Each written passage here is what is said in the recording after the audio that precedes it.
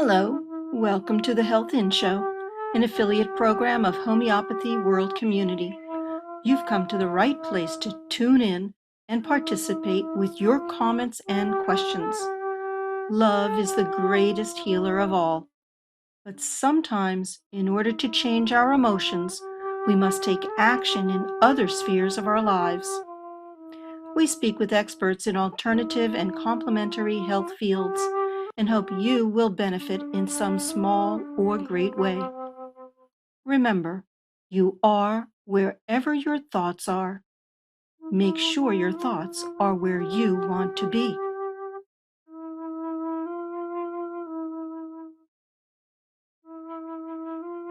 Are in the world. My name is Marilyn Shannon, and I am the CEO of Homeopathy World Community, and we welcome you to the Health and Show, which is an affiliate of HWC.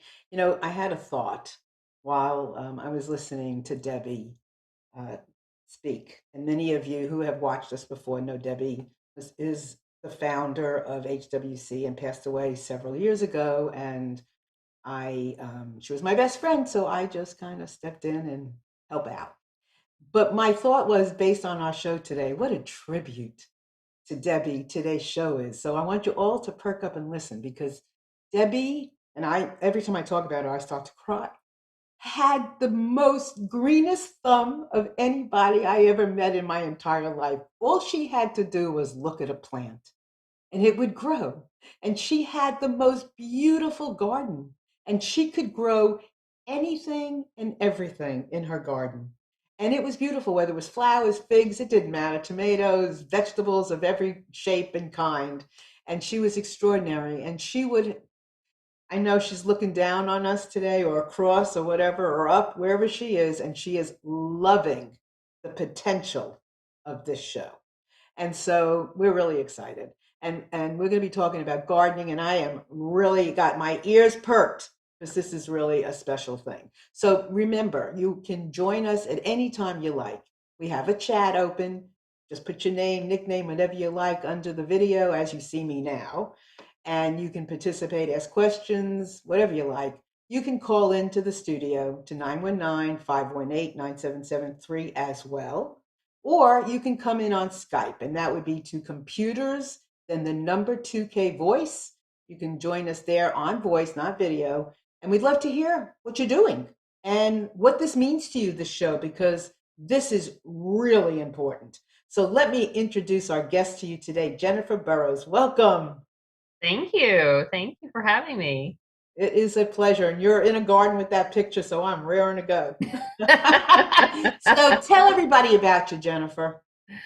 Well, I'm a hobby gardener. I'm an entrepreneur by day, and then every chance I get, I slip out to the backyard and I put something else in the ground, and that's how kind of it all got started. Um, I grew up in the hills or the mountains of Vermont, and I learned from my dad. We were out there. He, poor soul, never got a single sweet pea because I was constantly eating them directly out of the garden.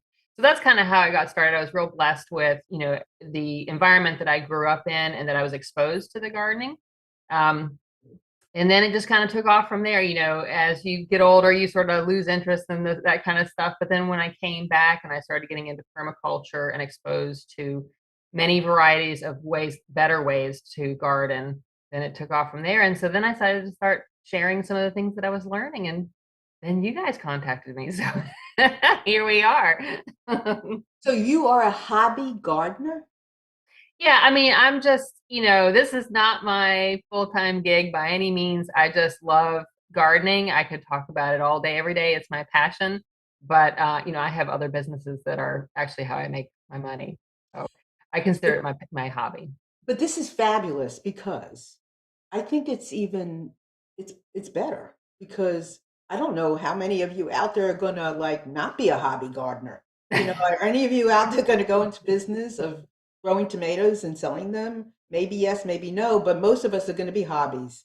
And I think that's really important because it's less daunting. It's less, Yes, what do I have to like?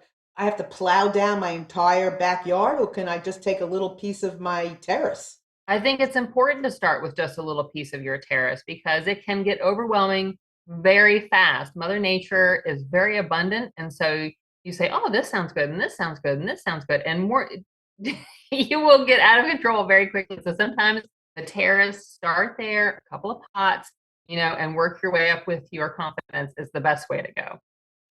So I want to get into some really good detail with you, but curiously, how much land do you have that you're gardening on, and what have you planted in there?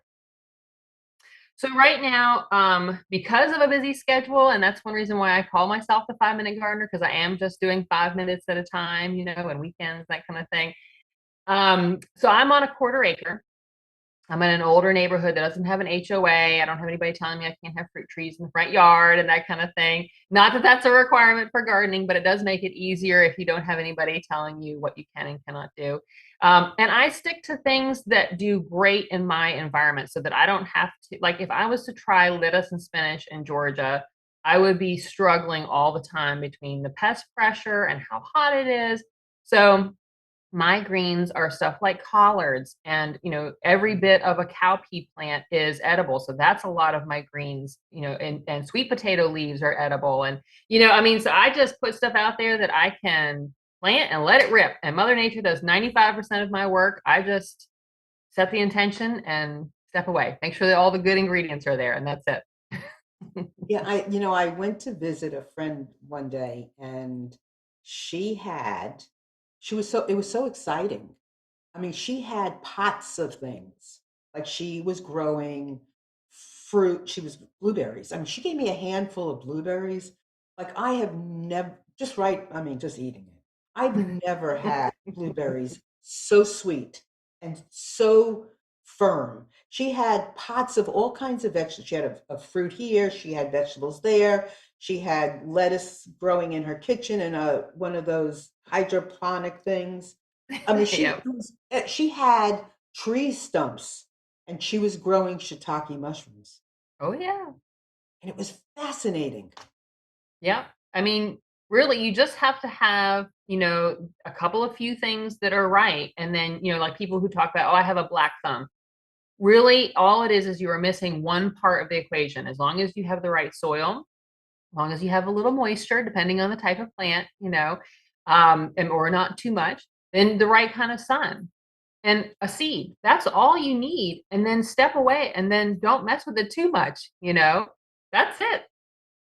So do you think we mess with this stuff too much? We Yes. water too So much? my Go ahead. Yeah. So my first TikTok that really took off was about rosemary and just about But how before, easy it tell was. everybody about TikTok first, since Oh, you. I'm sorry. So I'm you can find me at 5 min per minute gardener on TikTok, and that was really where I have taken off and really been able to share more of what I'm doing. My Facebook spot is really just sort of being funny and putting memes and stuff like that. I try and share, but it's not something that I've developed as much. The TikTok is really where it's at. And I have my first one that really took off was just me showing how to propagate rosemary. Just take a cutting and you put it in the soil and you give it a little bit of moisture, but not too much. And everybody and their brother came on there and said, I kill every rosemary that I try. And their number one complaint was that it dies and dries up and just doesn't work. And they keep watering and watering and watering because all they see is above ground that it dries out. Well, what they've done is they've actually applied so much water that it rots. The root system dies because it's too much water, and then when the plant dies, that's what dries out. You've actually done the opposite of what you were trying to do. The best thing you can do is neglect that plant and leave it in the hot sun because it's a Mediterranean plant. It doesn't, it wants rocky, poor soil and barely enough, moisture to get by. So, Have you written a book? I'm in Like the process, and I'm in the process of doing a little course because a lot of people just want the basics. like 5 minute, like, little vignette kind of things, like, just like, here's what you do quickly in a minute for rosemary. Here's what you do quickly for whatever. Right, Because right. I kill everything like that. Right. The Well, only thing I don't kill, honestly, is the plants, wandering Jew leaves because they grow and you can't kill them. But Right. this is really valuable. There's a lot of stuff, and every zone, and I'm assuming that everybody understands the about the frost zone, They the may hard not, zone. so tell Okay. them. So if you don't know, you definitely want to go to, I think it's USDA.gov, or just Google, what hardiness zone am I in? And it will tell you what your first frost date and what your last frost date is. Um, and that's very important to know, especially when you're talking about, what kind of plants that will do well in your area. I always recommend growing outside. If you want to do some stuff inside, that's okay. But outside is where the magic is. Mother Nature is not, we weren't designed to be indoors, really, especially plants. And we're in these very temperature regulated areas without the sun. We're meant to be outside. And then so the plants do well outside as well.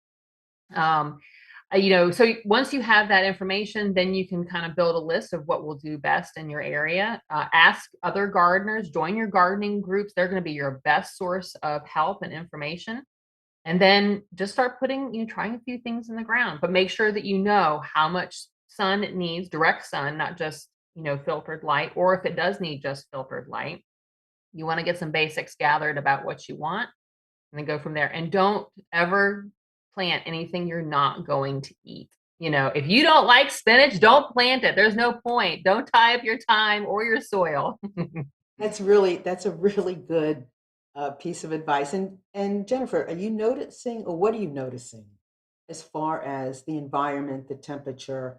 I mean, I don't know, it's kind of like, is there inflation? Isn't there inflation? Is it getting hotter? Isn't it getting hotter? Am I getting just more sensitive, or am I just getting hotter? I mean, what's the deal? Well, like I said, I had grown up in Vermont, which, being in Georgia is a little bit of a different game for sure. But, when I was growing up, and many moons ago, you did not need air conditioning in the summer. You had a few days that reached 80, and now you have to have air conditioning up there. So, is there global warming? Sure. Is it supposed to happen anyway, and we just sped it up with all of our shenanigans? Probably so. And so I think that studying things that do better in hotter environments may do better. Also, you want to focus on things that store well, maybe take some classes on canning and, freeze drying and that kind of thing. Learn how to make the most of what you can grow when you can grow. Recently, and I mentioned this to you actually before we went live, I've been hearing a lot from young adults, Mhm. 20-year-olds, 30-year-olds, 40-year-olds, it's young to me, that are really taking up gardening. I mean, our son is 27, and for Father's Day, he gave my husband a tomato plant. Right, right. And we I call mean, him it's fun Joe. it's fun to start out because then you have so much, and tomatoes are something that's really easy to propagate. So it probably came from a tomato plant he had. Yes, it did. And I'm fascinated by how, I mean, we need to pay attention to our kids and how they are taking this on, because they see the value in eating from the land Mhm. and preserving the land. I mean, I don't remember a lot of things, but I've been doing a lot of studying some, reading up some, and not just because you are coming, just because I also am becoming, at my older age, very interested in, what planting can do, not for us, what we do with what we eat, what we're growing, but also how it helps our land. The more we Mhm. plant certain things, the healthier our land is. We saw, I can't remember what it was on Netflix. It was something about land. You probably know what I'm talking about, right? What is the actor's name? The actor's name that was Harrelson, John, whatever. He's an actor. I can't remember Harrelson. Um, and they were talking about the land and how, in no time, depleted, depleted of nutrients and just worn to a frazzle. How we can, how we can plant things and different lettuces and stuff, and how that will put nutrients back in our land and save our land. Absolutely. You have to eat sometimes 4 and 5 times the amount of fresh vegetables and fruits to get the same nutrition that you did 50 years ago. Our soils are incredibly depleted, and the best thing you can do for your nutrition is start growing it on your own backyard because you have more control over that. Exactly. Yeah, and I think, and I really do believe people are doing it. Yeah. So, and for years I always heard, I came from New York originally, but I've been in the South a long time. But for years I used to hear people, planting, growing things on the little teeny tiny terraces in New York City in Manhattan. So people have been, doing this for a long time. I think now it's just becoming more on a massive scale, and we need it so much. Yes. And really, I would not let space stop you at all. You probably know someone with a backyard who's not utilizing it for any sort of food production, and you could strike up, a conversation with them. They may be delighted to have you go out there and if they get some of the produce, create a garden. And really, even a small plot of soil will produce way more than you could possibly imagine. I mean, prepare yourself. You're going to get 7 times the amount than you think you're gonna get. That's it's just I love it. Um, so you talked about rosemary. So what I know that you've got all this going on TikTok. So what other tricks can you share? Well, let's see.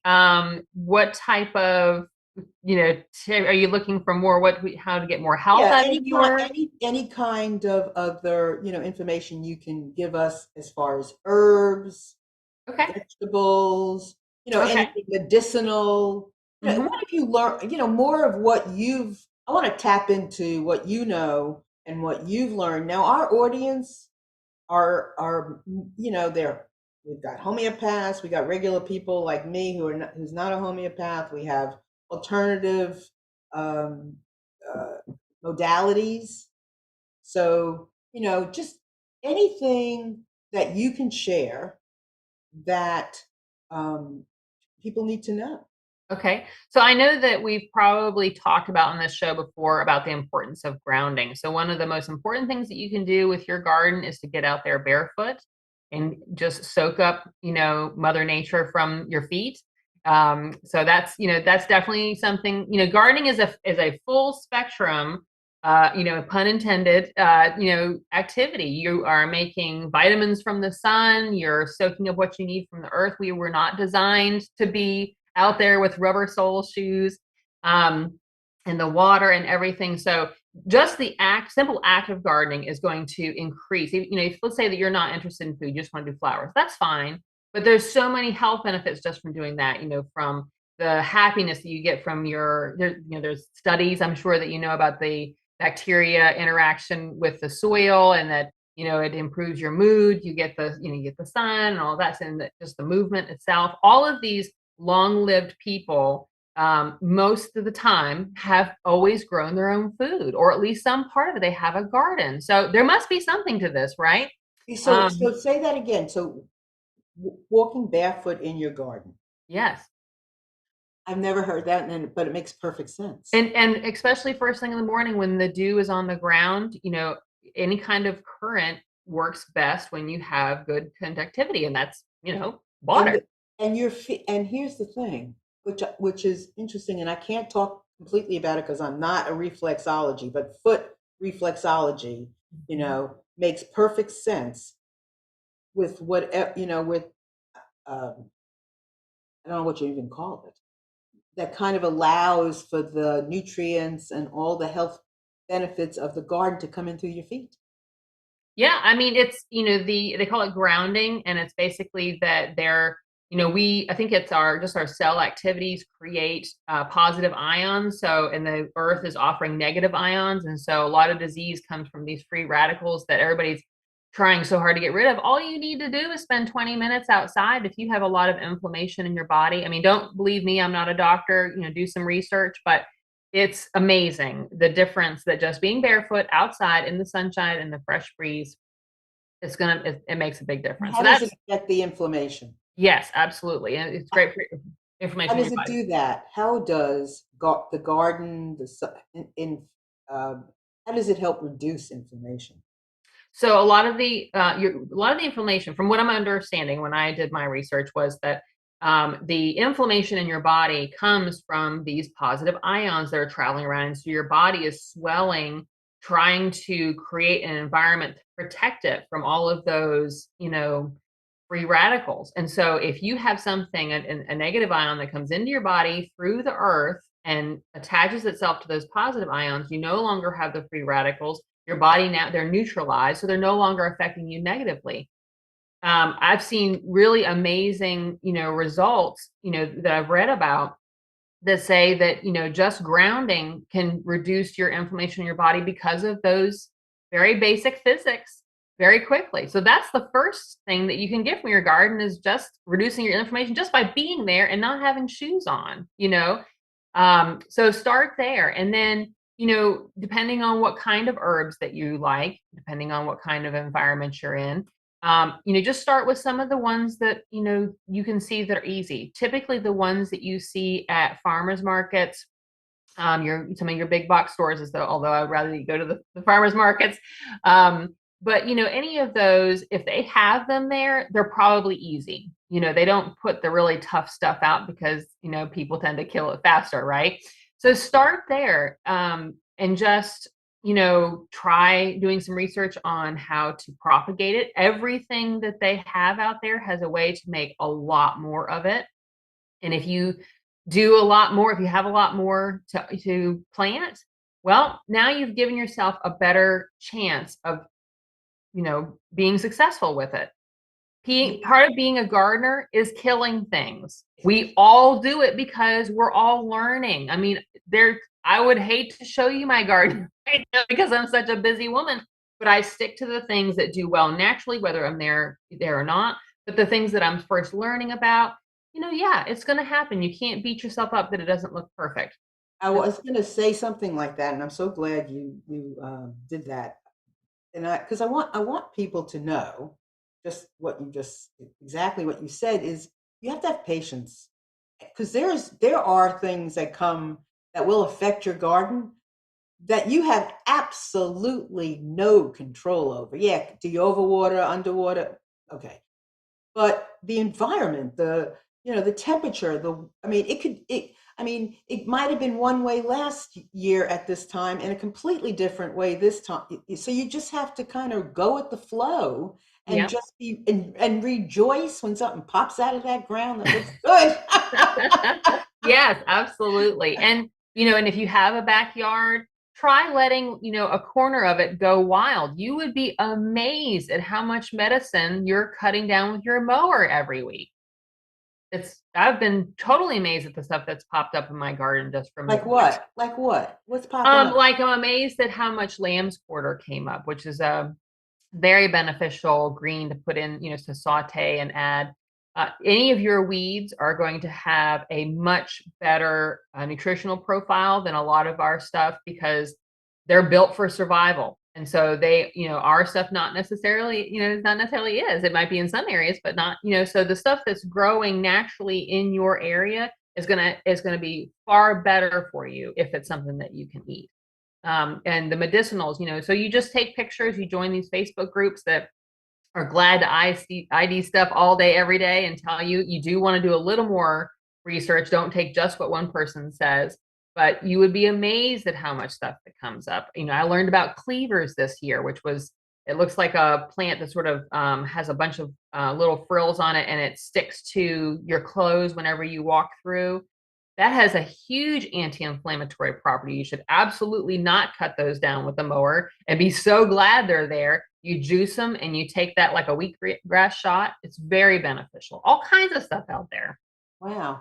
A long time ago, I listened to a woman, I guess, who um, did a podcast also on just picking stuff up over the side of the road, what she found in the street, wherever she was in California, wherever she was, and she, would be food. Mhm. And I think this is, wonderful that we get into the habit Mhm. of Yep. being aware that it's food. Exactly. And food is everywhere. I can't tell you how many times I've seen mulberry trees laden with fruit on the side of the road in a city, in like Savannah. I was at an RV resort here recently, and they were using pineapple guava bushes as their hedgerows with the little fruit coming through. They're not ready to eat yet, but they will be in a few months, stuff like, I mean, it's everywhere. You How can't long get have you away been from it. doing this? Just the gardening part. I've been really active with growing my own food since 2012, maybe a little bit before that. But it's just gotten bigger and bigger, and I join these gardening groups, and I'm always learning something, and I'm always planting something new and trying it out. And I find it a lot of fun, so it's easy for me. I have read a little bit about Michael Polliner, who has written several books about gardening. He's a master gardener, and I think one of the ones I read recently was "This Is Your Mind on Plants." I think. I haven't read that one yet, but Yeah, sounds about I right. mean, it was fascinating about all the medicinal value in all these different plants, and you know, I mean, we have an opportunity here. Yes. And something that I have learned this year that really surprised me is how many of our plants that we wouldn't think as medicinal, like for instance, fig leaves have a ton of properties. Mulberry leaves, they're good for, helping reduce inflammation, or if you have diabetes, they help, lower your blood sugar. I mean, there's so many of these things that we look at and we only know about the fruit that we're eating. There is so much more to that plant than meets the eye, but it's a little bit of research. But you should everything that's in your garden right now, research, Google, fill in the blank, leaf tea, and you would be amazed at what you can get out of what you already have that you're just not using. Are you a vegetarian? No. Mm-mm. No. You must be growing. You must, based on what you're saying, you can grow vegetables, fruits, vegetables, medicinal, whatever, in a smaller space when you eat everything. When you see what you've got and you're growing, and you have the knowledge that you're talking about, there's so much more to eat in a small space. Oh, definitely. And I'm very grateful that I have the space that I do, because, when I do have something that goes wild and crazy, then I can just let it rip, I mean, sorry, grass, there's not going to be a lot of you left. But yeah, no, I mean, it's great. So I just want to mention to everybody, this is a good time if you'd like to call in, ask a question. Maybe you're growing something. Maybe you want to grow something. By all means, just give us a call, 919-518-9773, or text, underneath the video. You can comment in the comment live chat there, ask a question, and just, let us hear from you. Also, you can come in on Skype at computers 2K Voice. You'll come right into the studio, and Beep, beep, beep, beep. we'll welcome you with open arms. You know what? It's interesting. I was remembered the other day that when I was growing up, my great grandfather was growing. We lived in Brooklyn, and he was growing. I mean, grapes for wine in the back of their house, and it was fascinating. And we always had homemade wine. And that was on concrete. We're talking Right. concrete. I don't even know if there was, I don't even know where there was, I don't even know how he did it. You know, um, I have seen and I have personally experienced that you don't need much at all. You don't even really need, in some cases, you don't even need soil to grow some of this stuff. I don't know if anybody out there has seen the video where there's some Asian country where they're growing stuff in between the cracks of bricks and stuff like that. And they're just watering, and they have a whole little perfectly spaced, garden with really no soil. They're adding obviously some synthetic fertilizers and stuff like that. But I myself had, dill plants that came up in the cracks of my own patio. And I went ahead and just let them do their thing, and I kept watering them. I mean, if you want to grow, all right, I'll make space for you. So life wants to happen so much. Just stand back and stay out of the way. And if it needs a little something, as far as that you really just need soil, sun, sand, or seed and water, splash. So that's all you really need. And if you just keep giving that. It is so similar to life, right? It depicts life because you meet the plant where the plant is and you meet a person where they are. Yeah. What has been one of your biggest lessons as a 5-minute gardener? Gosh, that's a good question. Biggest lessons is probably just, it doesn't matter how busy I get, there's always just a few minutes to, because of the fact that Mother Nature does 95% of it, it means that really in the grand scheme of things, I need very little. So, I get in there, I do a little tweak here, I might mulch something, I might, add a little compost or whatever, and then I get out of there and then it takes care of itself. So it's just really that, a lot of what I had said in the past or what I hear from other people are the big um, obstacles. I don't have any space. Well, we already talked about how little space you need. I don't have the time. Well, you don't really need that much time. And, there is, there are so many opportunities and resources for free things. So if you don't have the money, that's not really an obstacle either. I mean, there's, you don't need much. Like what's free? What's free? I mean, like for instance, I never pay for mulch, and I mulch everything very heavily because when I do, I don't have to worry about weeds or very few weeds, and I don't have to water nearly as much either. So Ruth Stout was a wonderful lady that I think was very popular in the 70s and 80s. I think she died maybe in the 90s. But she wrote a bunch of books about how she would mulch with straw or hay a foot deep, but she never had to water once the things got going a little bit. She never had to fertilize except for maybe a little bit with certain things. But for the most part, so I don't pay for the mulch that I use. I myself wait until my road is being trimmed for the power lines, and those guys are trimming the trees on the street, putting it through a chipper, and I say, hey, do you mind just backing up here and dumping it, and then I've got that free resource, right? If you amend it correctly, you can, and hopefully you're not in an area where the soil has been had anything dumped on it, but if you think that the soil is relatively clean, and you certainly can go out to certain areas and gather, soil, but you can always amend whatever you can start with, even if it's just sandy soil. You and I were talking about North Carolina, and I was in Fayetteville, which is basically all sand. You got crab, and that's about it. But there's a lot of things that do really well in that environment too. Like rosemary. Rosemary loves it in Fayetteville. But you can amend with compost, and that's something that you may, if you're in an apartment, you may have to come up with some different ways to around that. But yeah, most of your stuff, there's websites to get free seed, and you make your own compost. So that's just scraps. You can ask your neighbors. I get all of my scraps from my dad's house, that type of thing. So I'm always adding from free resources, even if I do have the money to buy this stuff. I find the free is better.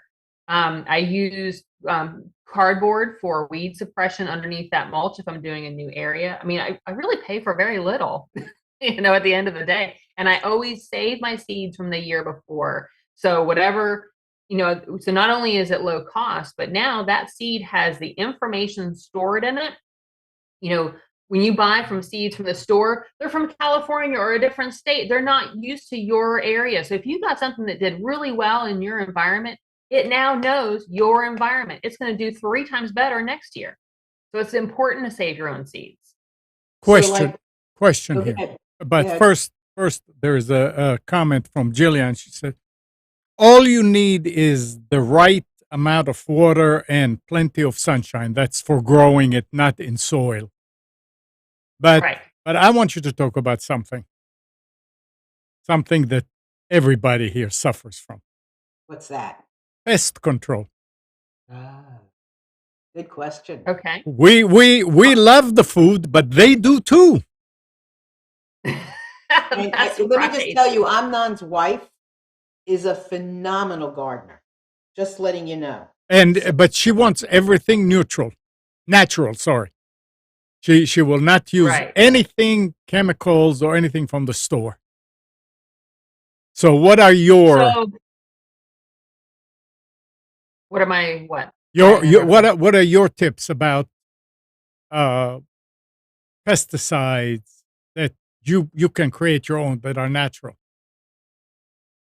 Or do you You know, have for me, for one thing, I definitely start out with picking cultivar. ooch.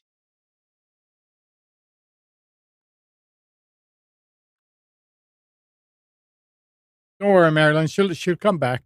Oh, I didn't know if I left or No, she no, no, left. no, no. She got disconnected somehow. Oh, okay. Thanks to It's her telling me. internet. It was kind of it's okay though. No, but that But was a great but yeah, question. I mean, Kathy will not touch anything that is not natural, And that is well, not organic. and that's how a lot of people. I mean, how Yeah, can you feel differently now if we're growing to be healthy and we're growing because we want it organic, we want it safe. right. How could you not? How could you use a chemical? Well, Really? I mean, Okay, it I'm looks back. Sorry about that. you're back, but your video is not on. I don't think. There you well, go. there you go. Okay. So the question was about the Pesticide. pesticides. Mhm. So I start off with a cultivar typically that does better in my area and outgrows the pests. Um, a lot of times it is manual. While I'm out there, I'll go ahead and check like my cabbages for worms and stuff like that. I'm lucky enough to be able to have chickens, so all the bugs and that type of thing, all those pests, if you're in there in my garden, well, you're going to end up with the chickens and they can deal with you. So I do a lot of stuff like that. There's a lot of home remedies for things like just something as simple as sprinkling a little bit of salt will help with some of your worms. Um, I tend to focus more on making a healthier plant that outgrows them. You'll notice if you are gardening that the plants that are the sickest, that aren't being supported, they are the ones that have more pests on them. If you're talking about bugs, if you're talking about mildews and stuff like that, I use milk. I will take half milk, half water, and spray that on every few days. It raises the pH of the surface of your squash or whatever, like especially when you're talking about powdery mildew, which is a real problem on the East Coast. Um, stuff like that. You're really just sort of trying to work around their physics. And sometimes it's just as simple as, like I said, like as Interesting. And you are raising. talking about real milk, not almond milk. Right, right. You want something now. So let's say that you're a vegetarian and you don't have real milk in the house. You can add a little bit of baking soda. You just want to get that pH of what you're spraying on to be a higher pH so that then the mildew has a hard time replicating or spreading. It can't attach to that plant as easily. And then of course, taking anything that's diseased out of there, like with zucchini, which is very, they have a really hard time with a lot of your squashes. So when you do get it, make sure you're cutting those leaves off. Do not put those in the compost pile because it will survive composting. I would definitely make sure that you put it in the trash, and it goes to the dump. Get that off your property. So stuff like that. It's just a matter of what type of pest you're talking about, but there is lots of ways to do it so that you don't have to spray. There's nothing to buy at the grocery store, at the, at the hardware store, that type of thing. Amnon, you got anything else? No, that was I was just No, that was good. That was a really good question. So, Jennifer, are you growing anything in your garden this year, in the last months, now, whatever, or you plan on that you have never grown before? Oh, And do sure. you I'm always adding new stuff. always? So, like, what'd you add now? So this year I added something that typically does better in Florida and outside of my grow zone, but something called pigeon pea. It's from India, and it creates an incredible amount. It's a perennial, so it's basically like any of our beans, but we die back in the wintertime. So this is actually like a tree that just creates an incredible amount of beans, peas, whatever you would like to refer them to. They're also a legume, and legumes 9 times out of 10 benefit your soil. They add nitrogen to your soil. So I have interspersed them in different places. I got a seed that was actually from New York. They're treating it as an annual, but that's okay. It has a much colder environment information embedded in the seed. And so I'm thinking, well, maybe in Georgia I have a chance. And I'm getting peas. They're slow but sure, but I'm really excited. So that I was very pleasantly surprised at how easy it is to grow moringa. Everybody talks about what a great superfood it is, and it does all these things, and it's got an incredible wide variety of nutritional value. I just cut it back when it starts to get that it's going to be a frost. Then I just cut it down to the ground and put about 6 inches worth of mulch on top of it. And then, it takes a little while to wake up, but it will come back. And now it's 40 feet tall. It Wow. they grow so fast. And so I'm like, okay, I can't eat all of this. I'm going to give it to the chickens. I'm going to grind it up, put in my dog food. I mean, everybody gets it. Yeah, that's really interesting. And I guess you have to, it's like you're almost like a geneticist of seeds or plants in some ways, and how to mate different seeds and plants together that help each other, I think is another fascinating element to what you do and what I'm so interested in as well. And I imagine other people as well, because, they do go hand in hand, a lot of them. Yes. So companion planting is a very important part of gardening. So, when we're talking about pest control, one of the things that, when the beloved tomato, has an issue with a whole host of different things, but the one that's the most in your face is those giant green hornworms.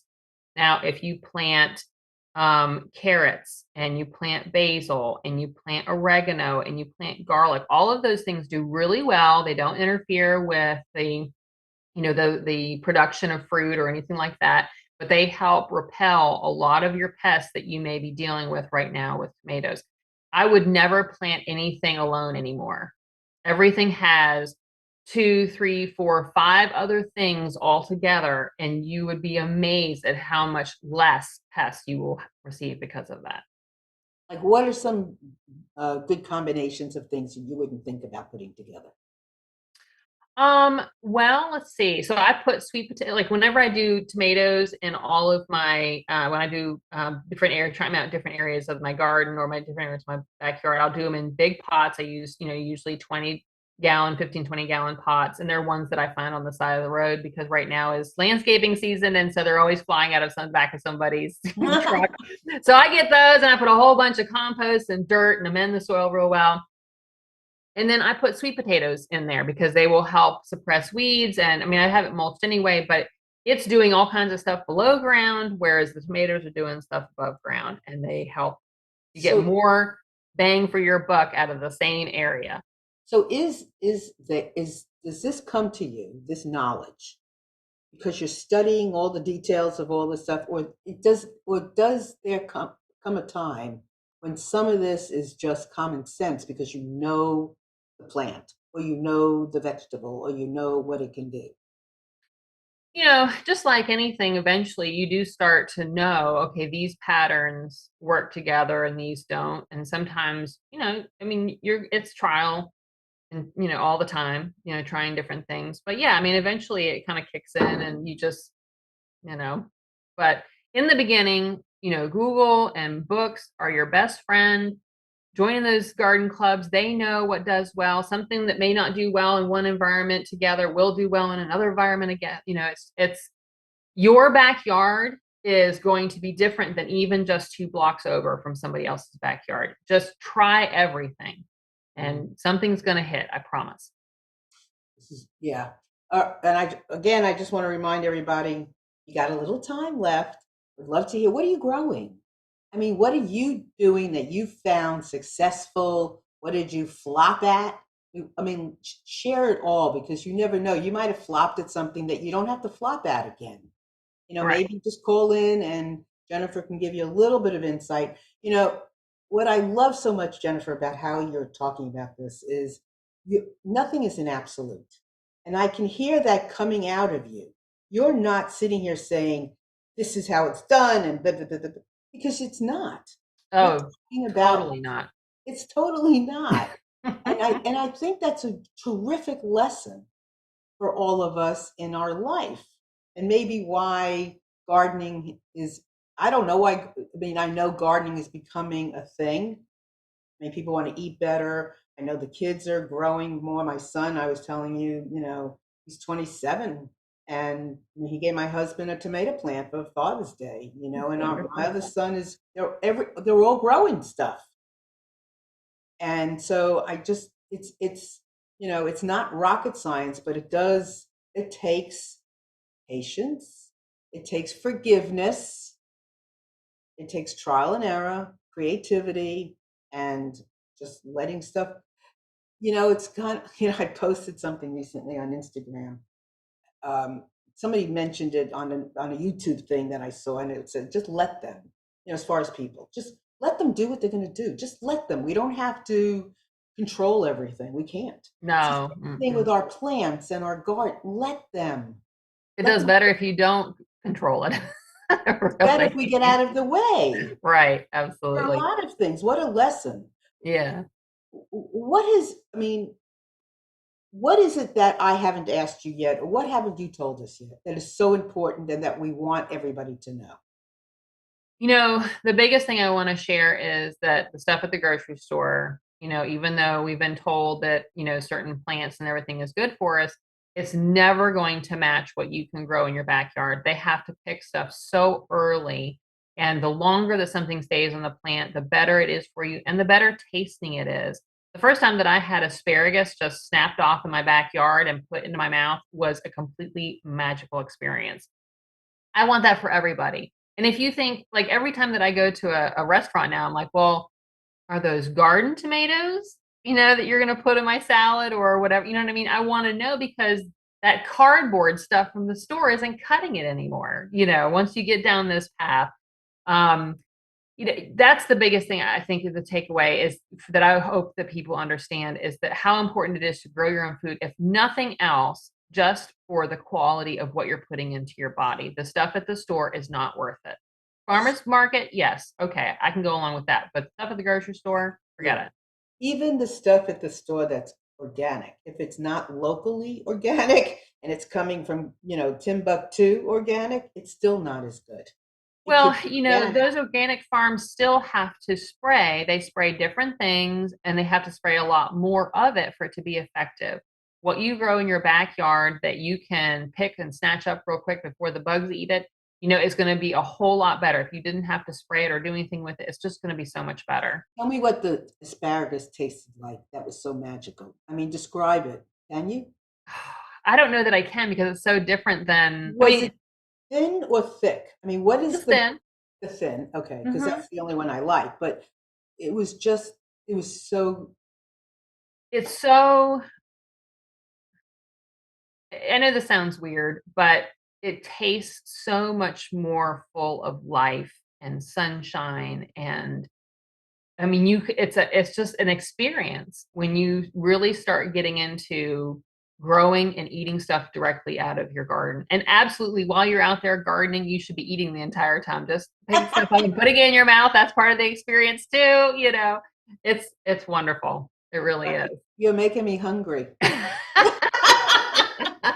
Well, right. and I think, not I don't think, but the description of what an asparagus could taste like, or what a tomato can taste like when you just pop it off the Yes, vine. and it's still warm from the sun, and yeah, I'm I gonna have to mean, go out there what do after I you? get off I here. mean, will you text me your address, because I'm coming to Georgia. I mean, it sounds and you can. and it makes sense. It makes sense on a spiritual level, it makes sense on an emotional level, on a homeopathic level, on a natural health level, on a connection level. It makes a lot sense on a lot of levels. And one of the things that just came to me, which sounds ridiculous, but you're not alone when you have a garden. Mm-mm. A lot of people are facing a lot of issues in their lifetimes these days. Whether it's stress related, people feel invisible, people feel frustrated, there's anger, there's this, there's that, there's all these things. But when you connect, when you have an actual living connection with something outside of yourself, it is more than healing, Yes. right? And So, if you are frustrated, if you are having a hard time right now, a lot of people talk about how important it is to stay present. It's very hard to worry in the garden because even if you're weeding and your mind sort of trails off on something that you're mulling over a lot, you're going to see something that, oh, I didn't see that before. What's that? That kind of thing. Just it constantly has your attention if you allow it. So definitely that 5 minutes out in my garden is my Zen time. I'm not a big meditator, the traditional ways, that kind of thing. I haven't been able to work that into my daily life, but gardening definitely is my Zen time and helps with all of that. and the people that are commenting to you on TikTok for your work, good work on there, do you notice any particular kinds of themes or things people are asking? A lot of people start off saying, well, this didn't work for me. What am I doing wrong? And so I really have to always circle them back to, okay, well, was it in a pot? What kind of soil did you have? How much sun did it get? Just some of the basics. So yeah, I mean, that's probably the majority of it. I do have a lot of naysayers that will get on there. Oh, this will never work, or this is terrible. Da, da, da. I mean, but I think that's part of social media as it is. I'm only sharing my experiences. It may not work for you, but if you really want this in your life and you keep looking, you will find what you need. So Deepak is on our chat and he's asking you, Jennifer, if you have any videos or documentaries on your um, website or any, just bodacious marketing right now and sharing.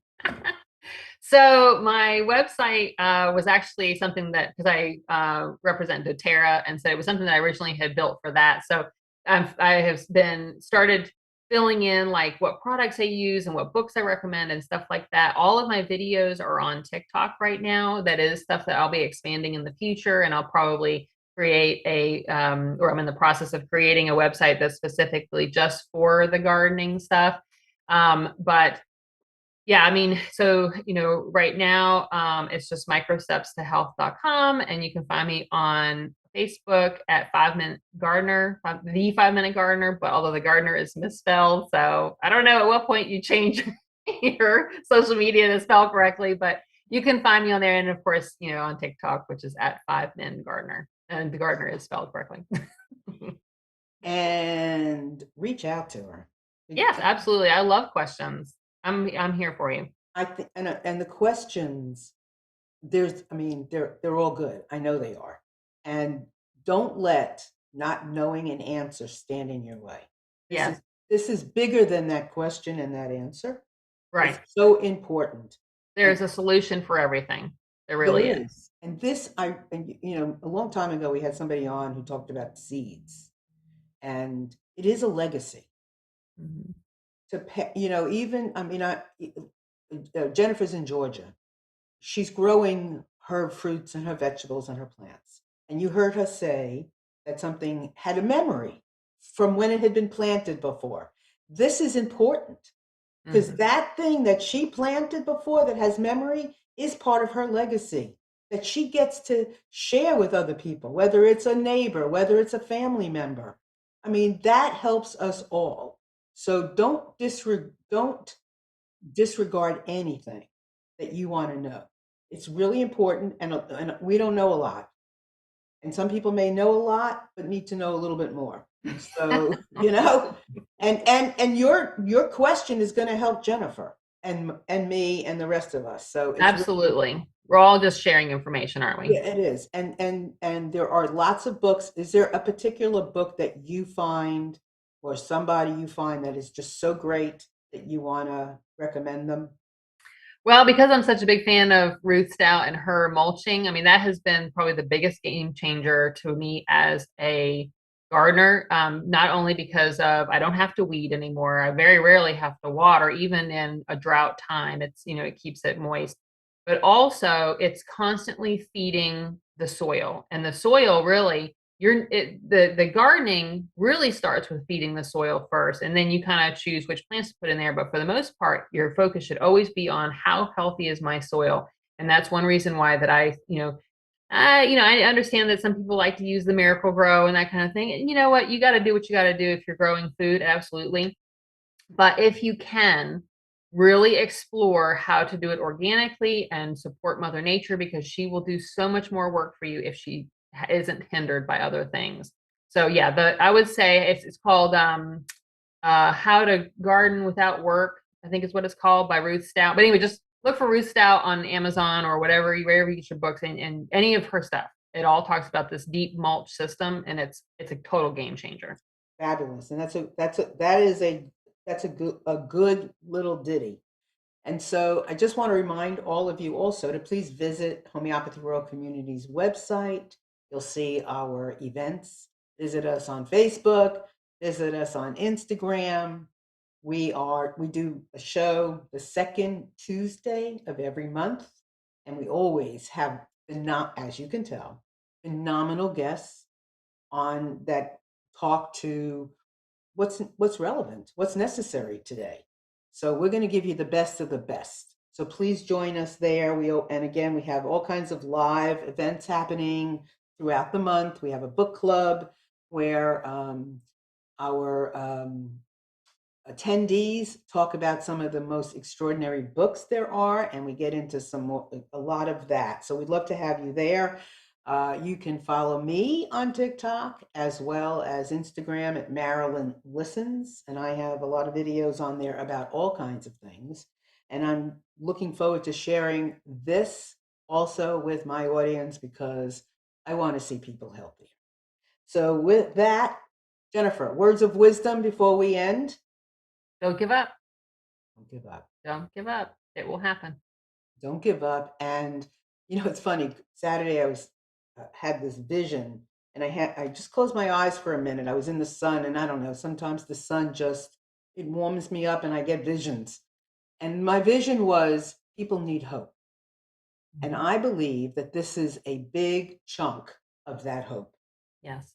That we can take the power of eating, good stuff ourselves and giving ourselves healthy nutrients and food and have fun doing it. Yes. Right? And being inspired.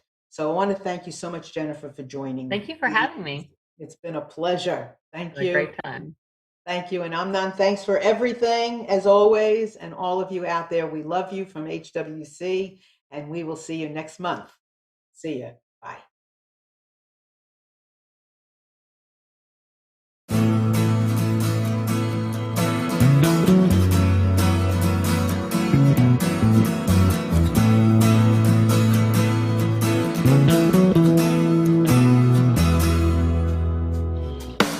You are tuned to the Nissan Communications Network. If you tuned in too late, you can always watch each program in its entirety or download an MP3 audio file of it in the archives section at nissancommunications.com. Don't forget to subscribe to our YouTube channel, follow us on Twitter, and like us on Facebook. Sponsored by StreamingGear.com, Carolina Apparel, and DeltaForce.net.